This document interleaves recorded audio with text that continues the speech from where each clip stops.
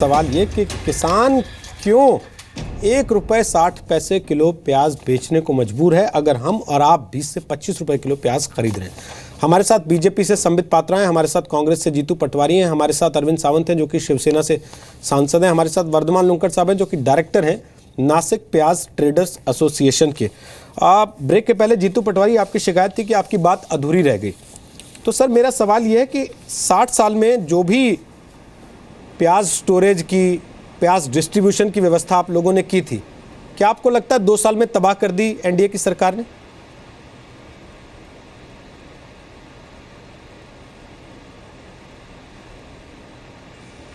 नहीं, बात यह है रोहित जी कि ये समस्या क्यों आई और इसको कैसे हल किया जाना चाहिए। सरल बात यह है, राजनीतिक द्वेष भाव से दूर।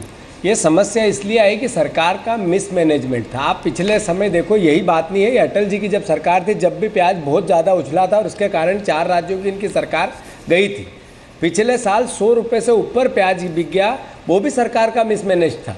सरकार का किसान को लाखों रुपए में प्याज बेचना वो जरूरी नहीं है, उसकी लागत और उसको मेहनताना मिले, ये कैसे सरकार भी गई थी प्याज इस बार भी मिसमैनेजमेंट है, इसी के कारण ऐसा हुआ। अब ये सही कैसे होगा? ये मिसमैनेजमेंट सुधरेगा कैसे?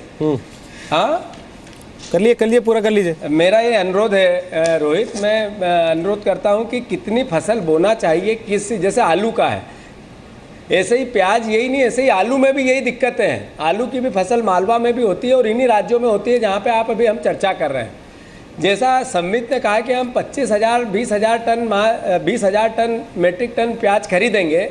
मैं नासिक अकेली में एक दिन में 4,000 मेट्रिक टन प्याज आता है। मैं समझता हूँ कि इतने से प्याज खरीदने से ये समस्या हल नहीं होगी। सरकार का एक्सपोर्ट कब खुलना था, कब एक्सपोर्ट चालू करना था। मैं आपको बताना चाहता हूं कि जिन देशों में भारत का प्याज ज़्यादा उसका स्वाद पसंद किया जाता है, सरकार ने जो एक्सपोर्ट बंद किया, इसके कारण दूसरे जगह से वो प्याज वहाँ की मांग की पूर्ति करने लगा, तो उनके स्वाद पे भी वो चढ़ गया और वहाँ के व्यापारी भी उससे रिलेटेड हो गए। तो इस कारण से भी सबसे बड़ी समस्या इस देश में प्याज की इतनी कमी आई है। मेरा अनुरोध संविद से इतना है, उनकी सरकार है, आप ये बताएं कि ये जो आज समस्या है, क्या आपकी सरकार कम से कम मिनिमम प्राइस 10 रुपये किलो प्याज की लागत प्राइस लगती है? आप पूछ सकते हैं, वो बैठे हैं जो शिवसेना के सांसद, उनसे भी, और वो जो ट्रेडर बैठे हैं उनसे भी। 8 से 10 रुपये पर किलो खर्चा आता है किसान को। क्या उतना प्राइस दिलवाने की आपकी सरकार कृपा करेगी क्या? और करेगी तो कब तक? ये भी अनुरोध करना चाहता हूँ। मध्य प्रदेश और महाराष्ट्र सबसे ज़्यादा किसान आत्महत्या करते हैं और इस पूरी दुविधा में और ज़्यादा उसकी संख्या बढ़ने वाली है। 6 से 7 किसान मध्य प्रदेश में रोज मर रहा है। तो मेरा आपसे अनुरोध है, आपकी सरकार क्या करेगी ये आप उत्तर देने की कोशिश करें बजाय बहस के। पात्रा जी बोलिए। मैं तब से उत्तर ही तो दे रहा था। इन्होंने खुद कहा कि डॉक्टर है तो ये क्या किसान के बारे में जानता है। देखिए, हमारे पार्टी में सब कोई थोड़े रॉबर्ट वाड्रा जैसे किसान हैं, हम जैसे लोग भी पढ़ के आके बोलते हैं, इसलिए प्लीज़ ऐसे मत बोलिए। दूसरी बात, आपने कहा एक्सपोर्ट हमने बंद कर दिया। एक्सपोर्ट कहाँ बंद किया हमने? एक्सपोर्ट बंद तब किया था जब आप कह रहे थे कि प्राइस बढ़ गई थी, तब हमने एक्सपोर्ट बंद किया था और एक मिनिमम एक्सपोर्ट प्राइस लगाया था। और मैंने बताया आपको, एकेडमिकली बताया कि दिसंबर 2015 में ही जब हमने एंटिसिपेट किया कि इस बार बम्पर क्रॉप होने वाला है, हमने मिनिमम सपोर्ट, जो मिनिमम एक्सपोर्ट प्राइस है, MEP है, उसको हटा लिया। दूसरी बात, आपने देखिए रोहित जी ने एक बुनियादी प्रश्न पूछा, ये फिलॉसफी क्या है इसके पीछे कि अगर बम्पर क्रॉप हो जाए तो करना क्या चाहिए? बम्पर क्रॉप हो जाए तो सरकार को चाहिए कि वो मिनिमम सपोर्ट प्राइस देके अनियन फार्मर से प्याज खरीद ले और उसको स्टोर कर दे, और जब उत्पादन कम हो तो उसको रिलीज करे। उसके लिए 2 चीजें चाहिए। क्या चाहिए? उसके लिए स्टोरेज हाउस चाहिए और उसके लिए डिस्ट्रीब्यूशन करने के लिए ऐसी सड़कें चाहिए जिससे कि पेरिश ना हो, वो खराब ना हो जाए और समय पर शहर पे पहुंच जाए। दोनों चीजों का नेटवर्क अभी वैसे डेवलप नहीं हुआ है। ना तो हमारे पास स्टोरेज हाउस ऐसे हैं देश में। मैंने बार बार कहा, यहां बैठे हैं प्याज के जो बड़े कारोबारी हैं, उनसे आप पूछिए कि स्टोरेज हाउस कंट्री में प्याज का कितना है। केवल और केवल नासिक ही है और कहीं नहीं है। नासिक का जो फुल कैपेसिटी है, उस फुल कैपेसिटी को लेकर सरकार खरीद रही है प्याज कि पूरा भर देंगे जितने कैपेसिटी नासिक के स्टोरेज हाउस का है। इसलिए 15,000 टन का फिगर मैंने दिया, जो दोनों एजेंसी है नाफेड और एसएफएसी वो दोनों ही खरीद रही है। एक 9,000 टन खरीद रही है, एक 5,000 टन खरीद रही है। तीसरा, रोड नेटवर्क भी वैसा नहीं है, इसीलिए प्राइसेस रोड नेटवर्क के कारण बढ़ते हैं क्योंकि बीच में प्याज पेरिश हो जाता है। तीसरी बात आपने कहा कि एक्सपोर्ट में जो है वो डिले हो रहा है। मैंने आपको बात पहले भी कहा था, अभी रिपीट कर रहा हूं, चाइना का कुछ कारण है, श्रीलंका और वेस्ट एशिया जो है पाकिस्तान इत्यादि, वहां भी इस बार क्रॉप अच्छा हुआ है क्योंकि वहां भी परिस्थितियां ठीक थी, इसलिए थोड़ा वहां भी एक्सपोर्ट में गिरावट आई है। मगर जैसे ही चाइना इंपोर्ट आरंभ करेगा, हम एक्सपोर्ट आरंभ करेंगे तो उसमें एक बड़ी छलांग लगाएंगे जिससे कि थोड़ी समस्या में हल होगा। वर्धमान लुंकड़ साहब, आपको लगता है इससे हल होगा?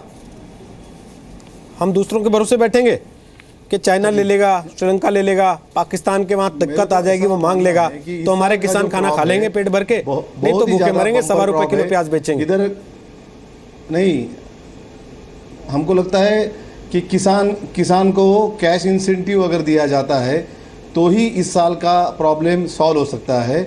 और साथ ही साथ में अगर एक्सपोर्ट में अगर बढ़ावा देना है तो एक्सपोर्ट में भी अगर इंसेंटिव गवर्नमेंट देती है, ओशियन जो फ्रेट होता है, गवर्नमेंट ओशियन फ्रेट जो होता है उसमें कुछ इंसेंटिव देती है, कुछ ड्यूटी ड्रॉबैक देती है, इनकम टैक्स में कुछ एग्जेम्पशन करती है, ये सब करने के बाद थोड़ा बहुत एक्सपोर्ट में प्रमोशन हो सकता है। और जो साथ में चाइना और पाकिस्तान है उनके साथ अगर कंपटीशन करना है, थोड़ा अगर इस टाइप का अगर प्रमोशन स्कीम गवर्नमेंट डालती है तो हम लोग फिर चाइना से या पाकिस्तान से या जो अदर कंट्रीज जिनके पास भी क्रॉप ज़्यादा है उनसे कॉम्पीट कर पाएंगे। क्योंकि आखिर प्याज का हल कब निकलेगा? जब इस प्याज की निकासी होगी, फिर वो हिंदुस्तान में हो या बाहर हो। और निकासी के लिए सपोर्ट इज़ वेरी इंपॉर्टेंट। जैसे रेलवे वैगन है, उसके भाड़े में अगर सपोर्ट मिलता है तो इनडायरेक्टली उसका बेनिफिट प्याज के प्राइस में होता है। किसानों को अगर कुछ कैश के रूप में अगर रेट कम है, ₹2 किलो, ₹4 किलो, कुछ भी अगर इंसेंटिव मिलता है तो उनको डायरेक्ट उनके पॉकेट में जाएगा। इस टाइप का अगर कोई स्कीम गवर्नमेंट डालती है। एक्सपोर्ट के अंदर ड्रॉबैक स्कीम है जो 1% है, उसकी अगर 4%, 5% इनकम टैक्स में कुछ एग्जेम्पशन कर देती है, या ओशन जो फ्रेट है उसमें अगर 25% या 50% इंसेंटिव देती है। इस टाइप के अगर कुछ ऐसे यूनानिमस कोई स्कीम अगर गवर्नमेंट सेट करती है तो ये लंबे अरसे तक चलेगा। क्योंकि आज के आज अगर प्याज का कोई प्रॉब्लम हल होने वाला नहीं है, क्योंकि ये 4-5 महीने तक ये चीज़ चलने वाली है। इस साल क्रॉप ही ज़्यादा है, ऐसा नहीं होगा कि इस 15 दिन के बाद प्याज कम हो जाएगा, ऐसा पोजीशन नहीं है। ये 4-5 महीने तक प्याज का पोजीशन ऐसा ही रहने वाला है क्योंकि इस साल क्रॉप ही बहुत ज़्यादा है। अलग अलग टाइप के अगर इंसेंटिव गवर्नमेंट बराबर सेट करती है तो थोड़ा सपोर्ट अगर मिल जाता है तो उसके लिए रास्ता निकलेगा और माल भी फिर उसका निकासी होगा। क्योंकि माल भी निकासी होना जरूरी है। अगर सब माल स्टोर में जाएगा, बारिश के बाद सब ज़्यादा माल आएगा और ज़्यादा परेशानी होगी। अगर अभी से गवर्नमेंट किसान को कोई इंसेंटिव की स्कीम या ऐसा कोई स्कीम सेट करती है ना कि जिससे माल भी निकले, उसका सेल भी बढ़े और रास्ता भी निकले, इस टाइप का कुछ ऐसा सेटिंग होना चाहिए, ऐसा मुझे लगता है। मतलब बिचौलियों पे लगाम लगाने की बात आप भी नहीं कहना चाहते, आप भी कह रहे हैं कि सरकार इंसेंटिव दे दे और वो भी कुछ ऐसी स्कीम बना दे तो वहां से भला हो जाए, लेकिन बिचौलियों पे लगाम नहीं लगा पाएंगे। आप अरविंद सावंत साहब, आप हाथ उठा रहे थे, आप पहले बोल लें, मैं आता हूं लुंगड़ साहब आपके पास। बोले अरविंद जी, किस पे बोले। रोहित जी, ये मूल समस्या जो है उसका मूल कहाँ है?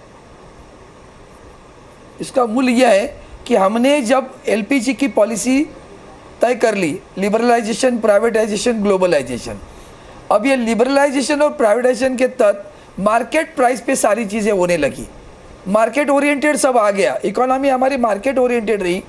जबकि पहले की पुरानी सरकार मिक्स इकोनॉमी करती थी, तो वहीं से पहली शुरुआत है।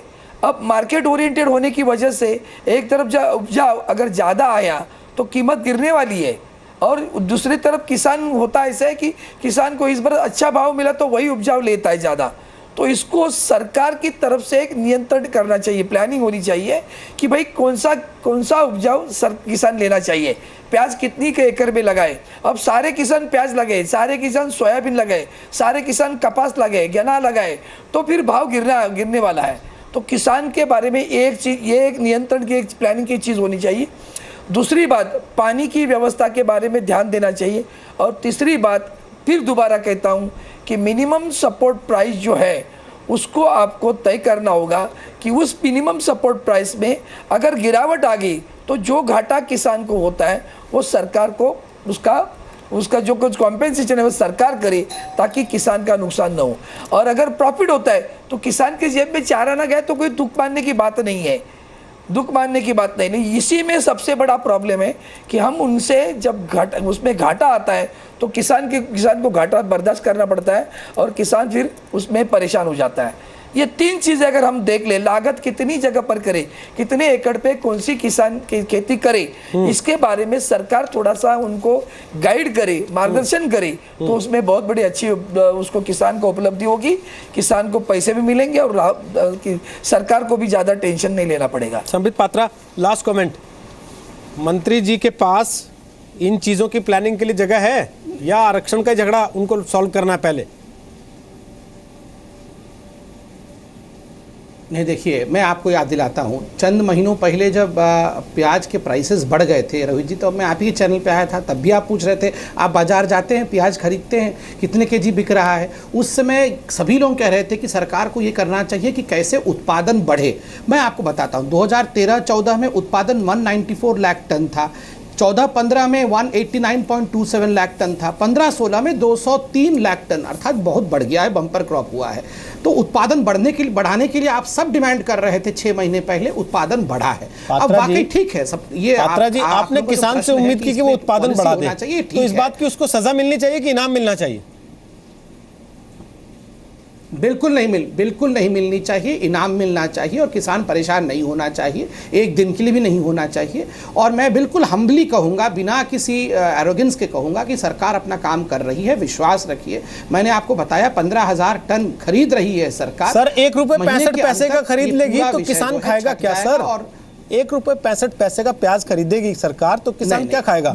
और मैं आपको बता रहा हूँ, ये जो मैं आपको स्थिति बता रहा हूँ सर, ये केवल नासिक में नहीं है सर। आपसे 1 हफ्ते पहले हमने दिल्ली के किसानों की हालत भी दिखाई है जो प्याज उगा रहे हैं, वो भी 2-4-5 रुपए से ज्यादा नहीं कमा रहे हैं। नहीं, देखिए प्याज पे जो मिनिमम लागत है वो 5 रुपए की ही है, तो स्वाभाविक रूप से अगर सरकार खरीदेगी तो उतने में या उससे अधिक से ही खरीदेगी, 1 रुपए में बिल्कुल नहीं खरीदेगी। तो इसलिए आश्वस्त रहिए, सरकार वो सारे कदम उठा रही है जो हमारे फार्मर्स हैं, किसान हैं जो प्याज उत्पादन कर रहे हैं, उनको परेशान नहीं होने देगी। पता नहीं सर, अगर सरकार इतना कर रही है तो मंत्री सामने आके बोलने से घबराते क्यों हैं आपके?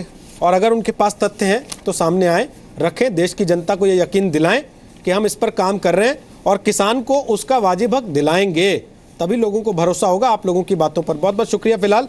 लेकिन चलने से पहले हमारी एक दर्शक हैं जुबीना अहमद, उन्होंने अभी अभी आप लोगों को सुनाने के लिए एक कविता लिखी है, तो मैं चलते चलते वो पढ़ के सुना देता हूँ। उन्होंने लिखा है, मेरी बातें तीर लगें तो नम आंखों से सह लेना और किसानों के खेतों की उस माटी में रह लेना। केवल झूठे वादों पे अब पेट नहीं भर पाते हैं, इसीलिए खेती करके वो झूठा खाना खाते हैं। 65 सालों में नेता अब नींद चैन की सोते हैं, लाल बहादुर विजय घाट में खून के आंसू रोते हैं। उम्मीद करते हैं कि सरकार के कानों तक ये सारी बातें पहुंचेंगी, इसको समझा जाएगा और इसको सुलझाने की दिशा में कदम बढ़ाया जाएगा, जैसा संबित पात्रा भरोसा देने की कोशिश कर रहे हैं।